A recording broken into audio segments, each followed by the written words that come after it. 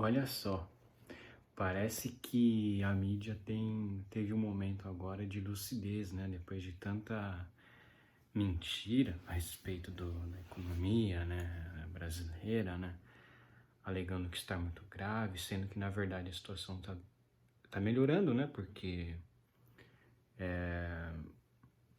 realmente o Bolsonaro, com suas medidas econômicas de austeridade, é mais positivo, apesar do Bolsonaro estar infelizmente gastando com coisas mais populistas.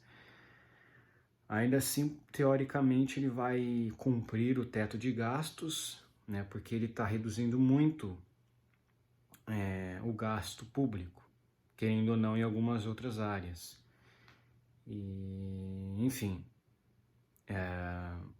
aí que acontece? Teve uma notícia aqui, não é de um jornal muito realmente conhecido, um tal de RFI, não sei realmente que jornal é esse, mas ó, a FMI apresenta perspectivas sombrias para a economia mundial. O Brasil é exceção. Isso aí é até surpreendente, porque eu meio que imaginei mesmo desde o início da pandemia que ia estourar muita recessão. Estourou, mas depois melhorou, porque voltaram a abrir os comércios e etc, né?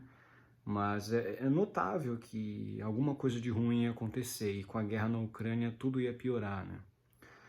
Em seu novo relatório sobre a evolução econômica global, o FMI, né, que é o Fundo Monetário Internacional, emitiu um aviso claro.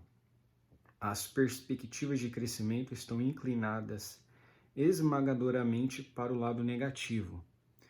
E, se os riscos se concretizarem, poderão empurrar a economia mundial para uma das piores recessões em meio século. Isso aí é até surpreendente, porque já deveria estar nessa recessão, né? Pandemia, guerra na Ucrânia, já deveria estar. É que assim, os governos mundiais, eles emitem muita moeda. E, obviamente, o resultado disso é uma inflação galopante, né? Você tem lá um aumento na taxa de juros, mas isso é nada. Se você não pega juros, se você compra tudo à vista e não pega juros, isso não é um problema. Agora, inflação não tem como você escapar. Você vai ter que comprar alguma coisa, então você vai sofrer com inflação. O fundo está mais preocupado com as consequências da guerra na Ucrânia, incluindo a possibilidade da Rússia cortar o fornecimento de gás natural para a Europa, né? A gente sabe que a Rússia pode realmente fazer isso, cortar o fornecimento de gás natural para a Europa, né? Se já não está fazendo, né? Eu acho que a Rússia cortou... A Rússia acho que cortou algumas coisas para a Europa, mas a Rússia também não pode cortar muito, porque, obviamente, ela depende de vendas, né? E a Rússia está sofrendo com sanções, então se ela deixa de fornecer alguma coisa para algum país, ela meio que está se boicotando, né? Porque ela precisa desse dinheiro. Bem como um novo aumento nos preços dos alimentos devido ao efeito da guerra no fornecimento de grãos, o que poderia desencadear a fome. Não. A fome já acontece e aconteceu muito por conta das medidas restritivas. Óbvio que só agravam o problema, mas toda a pandemia gerou essa questão. Então, e acrescenta o FMI, se esses choques forem muito fortes, eles podem causar uma recessão acompanhada de alta inflação. Isso estagnaria o crescimento global, reduzindo-o para 2% em 2023, uma taxa vista apenas 5 vezes desde 1970, adverte o FMI. Bom, primeira coisa, nós já temos uma alta inflação. A questão da inflação tá tão preocupante que a União Europeia, a zona da União Europeia, que é super, hiper, mega forte, né? Se você pega a zona euro, pô, os caras são extremamente corporativistas, eles utilizam todos os seus meios possíveis para se favorecerem na economia global e, enfim, diversos pontos podem levar realmente a essa superinflação que eles estão falando, mas já está acontecendo. Para o Brasil ter uma inflação parelha com alguns países de primeiro mundo, quer dizer que alguma coisa está grave. Eu já mostrei, acredito aqui em outros vídeos, que a Europa, a zona euro, está com 8% de inflação. Isso é muito grave, porque é aquilo, se a Europa está com essa inflação, imagina o que os outros países não vão sofrer, né? Isso estagnaria, sim, com certeza. Perspectivas de crescimento em desvantagem. O aumento da inflação global e uma desaceleração nos Estados Unidos e na China levaram o FMI a diminuir suas perspectivas de crescimento para a economia global este ano e no próximo, advertindo que a situação pode piorar muito. Bom, isso aí de fato. O panorama ficou consideravelmente sombrio desde abril, disse o economista-chefe do FMI. O mundo poderá em breve ficar à beira de uma recessão global, apenas 2 anos após a última. Recessão da pandemia, né? As 3 maiores economias do mundo, Estados Unidos, a China e a zona do euro, estão empatando nessa estagnação com grandes consequências para o panorama global. A tentativa de recuperação da recessão pandêmica do ano passado foi seguida por desenvolvimentos cada vez mais sombrios em 2022, à medida que os riscos começaram a se materializar, diz o FMI, que considera cada vez mais provável uma recessão. Isso que eu comentei, tudo no vídeo vocês viram que eu comentei, né? A questão da pandemia, a questão da guerra na Ucrânia, como isso tem afetado o cenário mundial. Você vê Nandos Mouras e MBLs falando que o Bolsonaro é totalmente culpado por isso. Não é verdade, não foi o Bolsonaro que fechou tudo, não foi o Bolsonaro que forçou o Putin a invadir a Ucrânia. O Bolsonaro ele é culpado sim em muitas coisas, inclusive ele tem culpa sim direta em muitas coisas, ele tem assessores muito ruins do lado dele, isso é visível, né? Assessores são muito fracos, que enganam ele, enfim, ele não escuta pessoas com vozes positivas, mas mesmo assim dos males o menor, ele não é um Fernandes da Argentina, não é o Boric do Chile, né? Não é o Boric do Chile, não é um Biden dos Estados Unidos, né? Então é isso, vai ter sim uma recessão, isso é inevitável. Vários choques atingiram uma economia global já fragilizada pela pandemia, incluindo a guerra na Ucrânia, que fez subir os preços de alimentos e energia, levando os bancos centrais a aumentar as taxas de juros. Isso aí é aquilo, não é um jornalismo de direita, é um jornalismo imparcial. O Nando Moura, quando ataca o Bolsonaro por um aumento na taxa de juros, isso está acontecendo no mundo inteiro. Tá? Por quê? Porque se você tem aumento de preços, pode ser que isso acompanhe um aumento na taxa de juros também. É aquilo, economicamente, estamos passando por uma crise global. É muito diferente pegar o período atual e compará-lo a, sei lá, 7, 8 anos. Há 7, 8 anos. Porque se nós formos pegar o período da Dilma, o mundo não estava numa crise econômica. Muito pelo contrário. Estava num crescimento muito positivo. Não tinha questão de recessão, não tinha uma questão de que iríamos sofrer por crises econômicas. Não, a questão era hiper mega positiva. Não havia nada disso. É mentira dizer que, como a Dilma falava que tinha crise nos Estados Unidos, não tinha. De onde ela tirou isso? Não tinha crise americana, não tinha crise na Europa. A crise econômica mundial foi em 2008. E a época que a Dilma falava essas bobeiras já era 2014, 2015, 2000 por aí. Ela já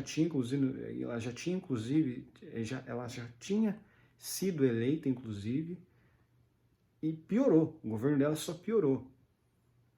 Mesmo assim, o PT não soube reagir a uma crise interna. Imagina uma crise externa que prejudique o Brasil. Então, assim, nesse sentido, o Bolsonaro até que está saindo bem, porque é uma crise econômica mundial muito grave. E vamos continuar aqui. O texto aqui no início, ele em seu novo relatório, tá.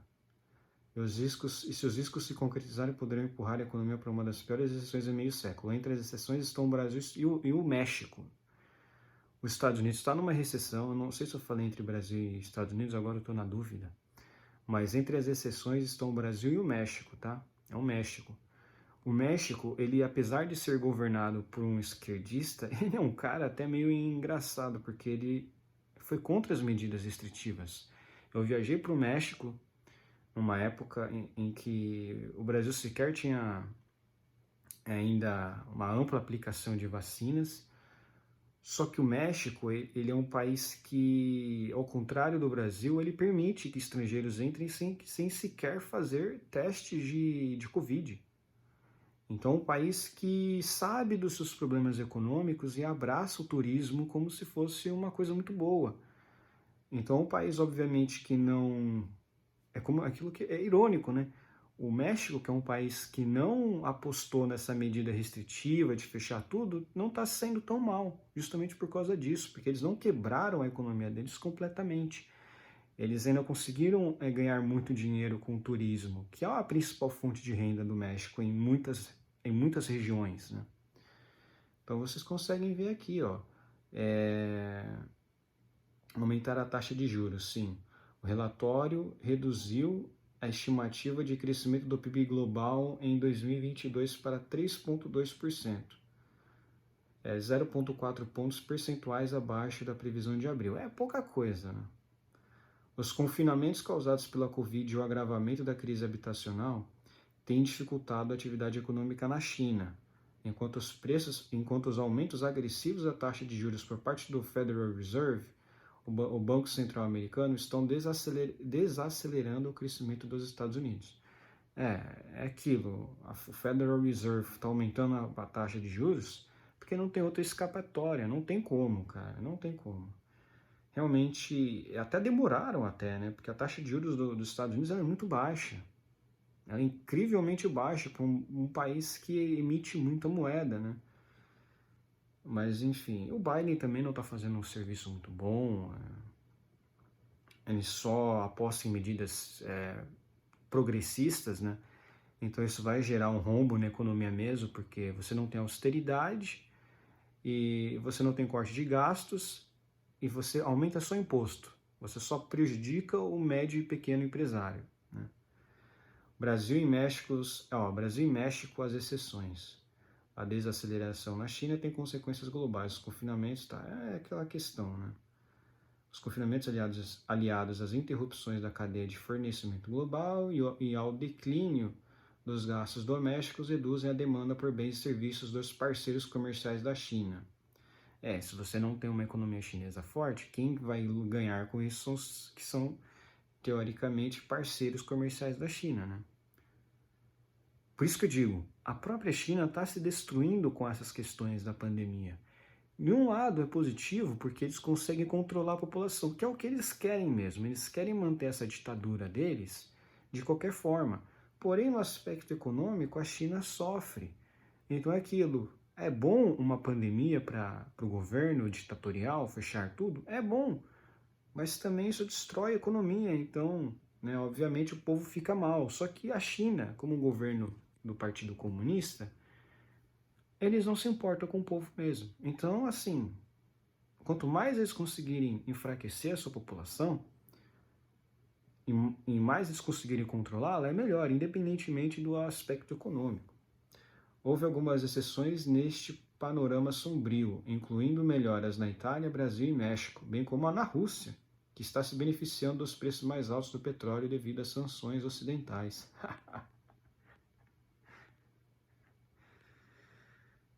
Para o Brasil, a estimativa é de 1,7%, 0,9 pontos percentuais em relação a abril. Mais, quer dizer, a estimativa é de ganhar mais, enquanto o México deverá crescer 2,4%, 0,4 pontos percentuais acima.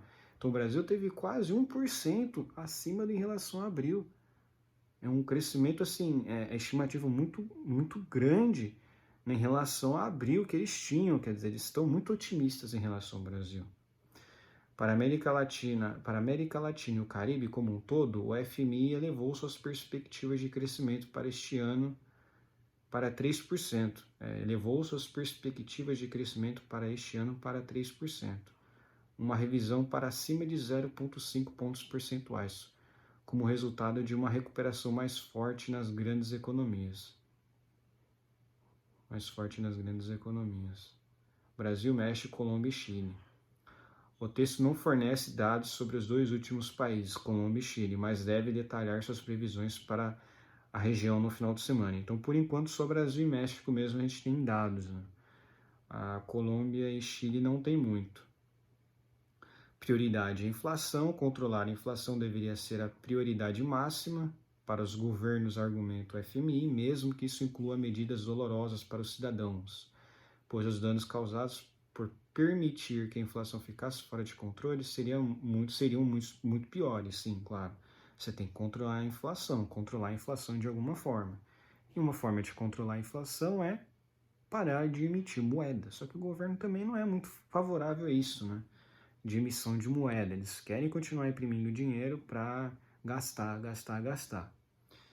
Uma política monetária mais rígida terá inevitavelmente custos econômicos reais, mas os atrasos só o agravarão. O FMI espera que os preços ao consumidor aumentem 8,3% este ano e 9,5% nas economias de mercado emergentes. Caramba, aumentem 8,3%. O preço só consumidor final, não é rico, não é gente pobre mesmo, consumidor final que vai sofrer com essa inflação. Aí tem Estados Unidos e China, a economia global reagiu melhor do que o esperado nos primeiros 3 meses do ano, mas parece ter encolhido no segundo semestre, a primeira contração desde 2020. O fundo rebaixou as previsões de crescimento para a maioria dos países, incluindo os Estados Unidos e a China, que perderam mais de 1 ponto percentual em relação às previsões anteriores. O FMI está apostando num crescimento norte-americano de apenas 2,3% em 2022, à medida que os consumidores gastam menos e as taxas de juros sobem, lógico, né? O relatório não exclui que uma recessão definida por 2 trimestres, então lá, o relatório não exclui que uma recessão definida por 2 trimestres de crescimento negativo já tenha começado. Espera-se que a economia da China desacelere acentuadamente em 2022 para 3,3%, a expansão mais lenta em mais de 4 décadas, excluindo o período de crise pandêmica em 2020. Então, a expansão mais lenta em mais de 4 décadas. Claro, isso excluindo o período da crise pandêmica em 2020, que foi o pior momento da história moderna econômica, né? Governos fecharam tudo, botaram a conta toda na população mais pobre, de classe média, que realmente produz muito, e não cortaram gastos, muito pelo contrário, né? Eles gastaram ainda mais, né? Investiram muito mais em coisas que não deveriam ter investido, acabaram com o turismo, acabaram com o comércio local, países que sobrevivem com o turismo na época da pandemia simplesmente se destruíram. Por isso que eu falei em relação ao México, como o México soube contornar bem essa questão da crise econômica mundial por conta da pandemia, porque o México não fechou fronteiras para países nenhum, com medo de, obviamente, eles perderem o turismo, né? Porque o turismo alimenta muito o México, né? Você tem lá Cancún, todas aquelas regiões paradisíacas do México, né? Que eles lucram muito mesmo com a questão turística, e eles não podem ficar sem. Então, o presidente pensou, olha, vai ter Covid, vai ter gente morrendo, vamos pensar no aspecto econômico e deixar a nossa economia ativa e o nosso povo trabalhando e comendo, tendo o que comer, né? Porque é aquilo, economia de terceiro mundo, meu amigo, não tem como você negociar. Economia de terceiro mundo, se para todo mundo, o governo não vai ter dinheiro, porque não vai ter dinheiro do pagador de imposto, e não vai ter dinheiro também para pagar as pessoas. Não é igual os Estados Unidos que dava lá auxílio de $1.400, eu acho, por semana, para as pessoas ficarem em casa. Não tem como. O México e o Brasil não tem condições de fazer esse tipo de coisa. Lá na Europa também deram muito auxílio, né? Mas são outros 500, é um outro mundo. Isso não se atribui a países emergentes, a países de terceiro mundo. Então é uma situação muito complicada mesmo, e você percebe que quem apostou numa estratégia econômica de menos restrições acabou se dando melhor. Porque agora, ó, até hoje, muitos países europeus ainda estão sofrendo com aquela recessão da pandemia, agora misturou com a guerra na Ucrânia e está pior. Então é isso, amigos. Então é isso. Espero que tenham gostado do vídeo. Curtam se gostaram. Compartilhem meu vídeo nas suas redes sociais. Se inscrevam no meu canal. E comentem aqui embaixo alguma coisa para acrescentar na discussão que vocês acreditam que eu tenha deixado de comentar. Então, podem comentar, vamos discutir a respeito desse tema, né? O que vocês imaginam para o futuro, mas o futuro não é nada positivo, né? Vamos ver o que nos aguarda por aí, né? Um abraço.